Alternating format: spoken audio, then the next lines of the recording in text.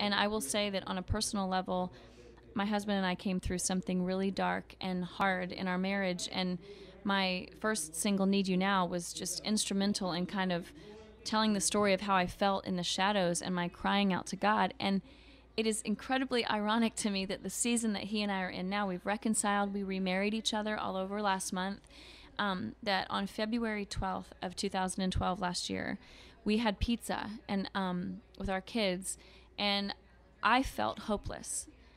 And in the back of my mind as a Christian, I knew there's always hope, but I just couldn't see it. Like a fog in front of me, I just couldn't see it.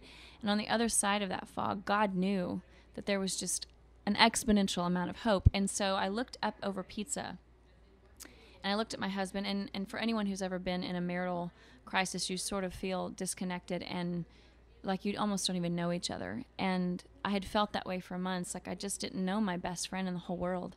And I looked, and we both caught each other's eye, and I said, "It's you." And he was like, "Yeah, it's me."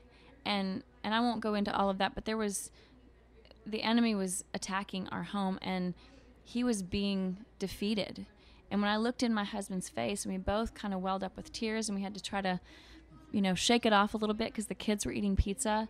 I came home, and he had said, I emailed you, just check your email when you get home. And I got home to an email that said, "God's doing something, and I want my family back. And is there any hope?" And I was like, "There's always hope." And I just needed just a little bit. And so I'm not just telling that story to tie into a single, but it was just interesting to me that one drop is where we're at now. We needed a drop of hope, and look what it's grown into. And we have a better marriage than we've ever had. And so this is like our theme song. Like Need You Now kind of captured our dark spell, and One Drop is just where we are.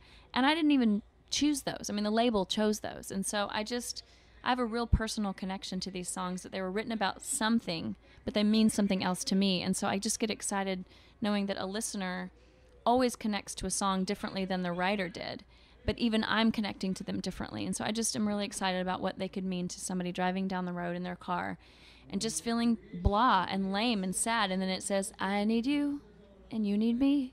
Left alone, we will never be who we could be. So, like, let's do this together. Let's not be alone. We're better together, all of us." So